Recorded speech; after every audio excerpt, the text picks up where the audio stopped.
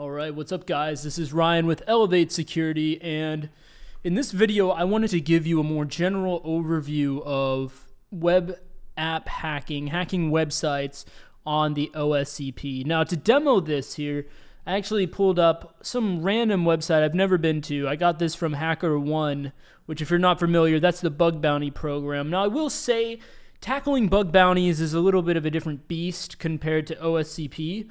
But if I just narrow the scope of just looking at this web app here, I can still illustrate a lot of the principles, pretty much all of the principles that will carry over to OSCP. And I wanted to show a real-life website because a lot of the Hack the Box ones are pretty limited in scope because there's a specific way that you need to tackle it. But I will say on some of the OSCP boxes, their sites are pretty full-featured, so there's a lot of potential rabbit holes which could make it difficult to find the proper way in. But I want to give you a holistic view of different things that you can try and how you would tackle hacking something like a website, right? Now the first thing is, we go here and we find out that, there is an HTTPS service running for this server. So the first thing that I prefer to do once I confirm that there's a website by, putting it in the browser and seeing, okay, here's a web page here. I just want to simply peruse around the site just like a normal user would. I'm not even concerned with actually hacking it to begin with. I just want to see, okay, like what is this site used for?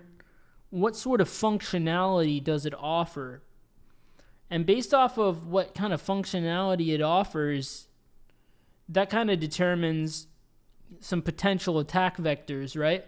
So the very first step, maybe we would need to create an account to really see a lot of the juicy features of this site. I'm not sure. Like I said, I've never used this before.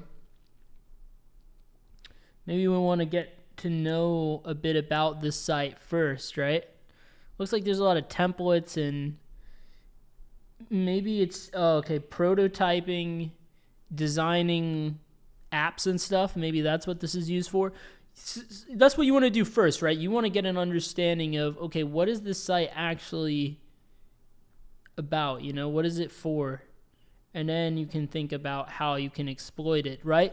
Because that's the challenge of being an attacker. Not only do you need to understand it, but you got to be able to understand it well enough that you can break it.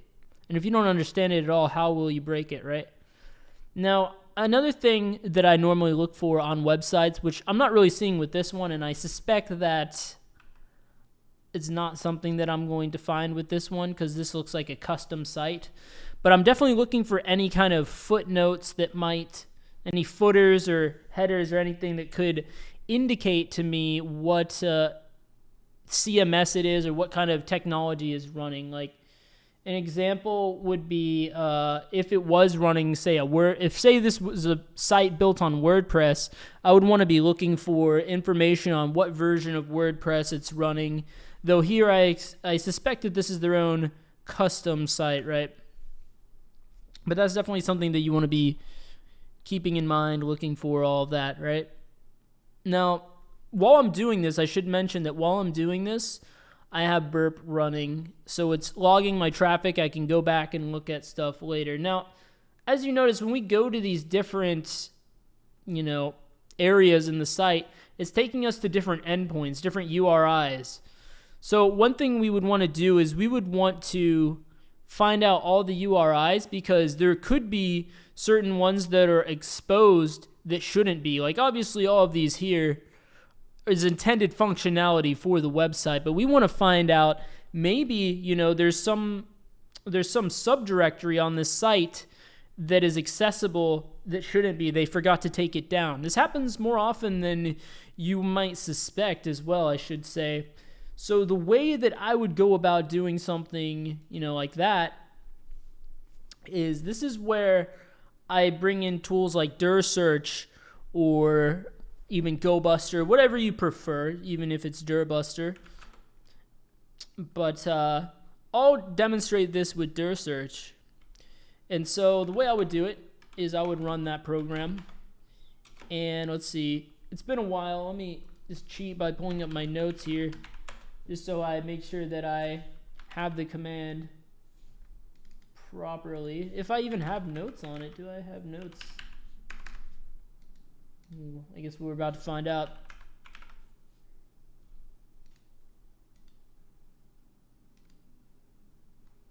Right, so we're gonna run it with the -u flag, and we'll tell it HTTPS. Now, because this is using SSL, and I'll say SSL is something you're not gonna have to worry about on OSCP. I'm pretty sure they're pretty much all HTTP sites, though they did update it, so maybe so. But yeah, there might be a special flag I'm gonna have to use here to ignore a certificate or something like that, right? So we will address that as it comes, though. For right now, I'm just giving you guys the general methodology. Now, I waited a little bit to do this. Ideally, you want to do this like pretty much as soon as you find the site, because like I always mention, one thing you always want to do is you want to make sure that you have your recon running in the background, right? Constantly giving you collecting information while you're doing other things. So this is the command that I'm going to run here. And now, if I was doing this in a more serious capacity, maybe I would tee it to a file or use, I think they might have a flag to save it to a file as well. Okay, I think, what? Oh, right. So I actually needed to go into the file, I believe. If I'd go into the directory, I wouldn't have to do this. User share word lister buster. I way misspelled that. It's actually directory list. Okay, cool. Yeah, so I'm gonna have to run this as root. And yeah, so it did give me an error for the SSL, but it did give me a suggestion to try the -b flag. Let's really quick. Let's just go into that directory. Make this a little bit easier, so the command is a little bit less cryptic. And let's just do Python Python 3 and then dir search.py. We'll deal with the tac h and just find out what that -b is, right? The tac b. Oops. We'll pipe it to less, and I just want to look up what that is, right? Request by host name. Force request by host name, I guess. Yeah, we'll try it out if it recommended it. So let's just, now that we're in the directory, we don't need to do this. This is how we will need it. And we'll try with -b, tac b, whatever you want to say. Oh, looks like it is doing it to an output file by default now. That might be new. I don't remember that. That's pretty nice. If that's like how this thing works now. It didn't used to do that. We'd have to explicitly tell it.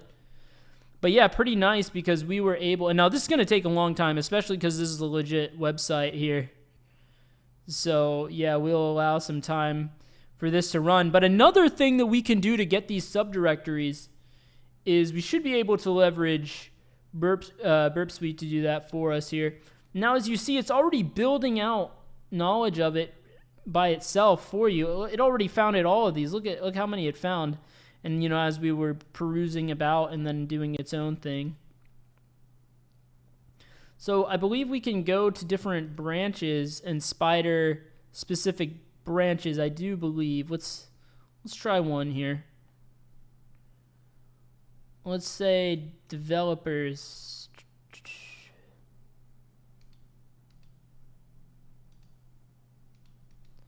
So there's an API here. So this is probably where you would use to maybe get access, generate your API key, and then from there you can make the API requests with that. So there's an API component to this site, but we're focused on the main site right now. That's what we mainly want to see. But see, it is building it out for us, and it did crawl and find some stuff that we didn't even go to directly from here. So, I mean, at a glance, there doesn't look to be anything too juicy here.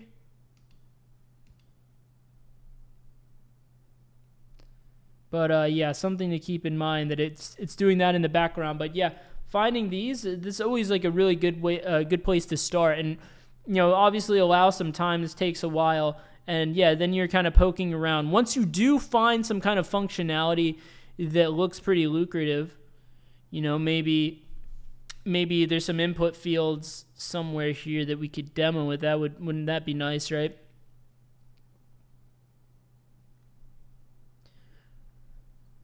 A lot of this is about, we probably really need to sign up in order to get like the actual good features. They are doing some kind of validation, but maybe they're just doing front end validation. So we definitely do want to give it, do want to test it a little bit. I would, put in a legit email, legit password, and then intercept it and try to change it to a single tick. See if it throws a SQL error. If it does, it may very well be vulnerable to SQL injection. Then I would try a manual SQL injection payload. If I couldn't get that, then I would fire SQL map on it and see if I could find some kind of SQL injection. Though I will say in the real world, you're pretty seldom going to find SQL injection anymore. But obviously on the OSCP, they want you to exploit it, so they're a lot more common there. Never pass up a potential SQL injection on OSCP for sure. But that's where I would start. And if it's kind of hard to give you more real-world explanations on this particular site because without being logged in, I don't see too much really much functionality here. Downloads, maybe. Certainly, if you can find an upload type of thing, that would be really big, right? Or anywhere where we can input some kind of information, maybe reflected on the screen that maybe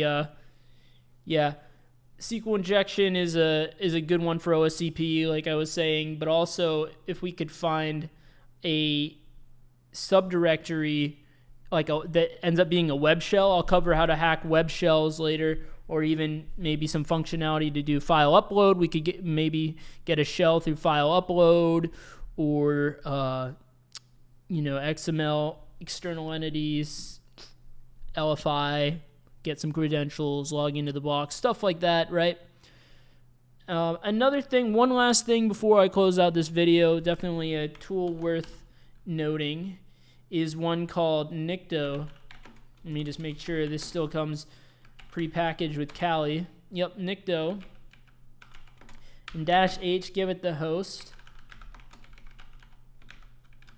And I haven't used this in a while, so I may very well be doing it wrong. Let me just go ahead and verify, because I haven't really used this much since way back in the day.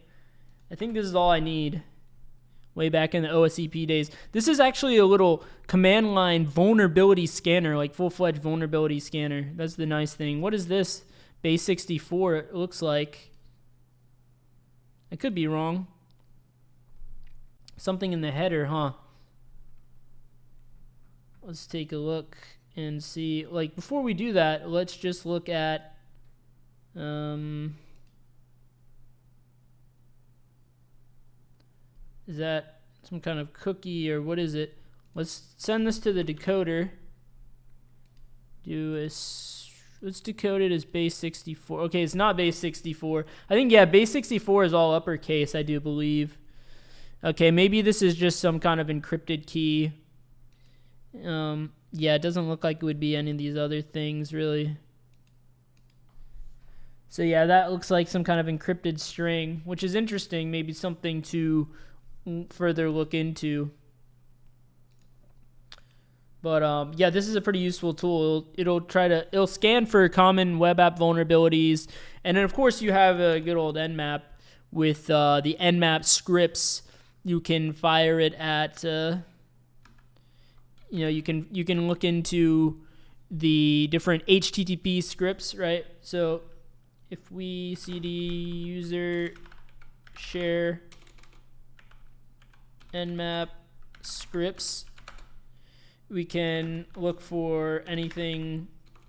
We can grep for HTTP, and any of these here, there's a lot of them that are vulnerability based scripts, so they're looking for specific vulnerabilities. So we don't need to run all of these, obviously, is what I'm getting at, but run the ones that are enumeration based, perhaps.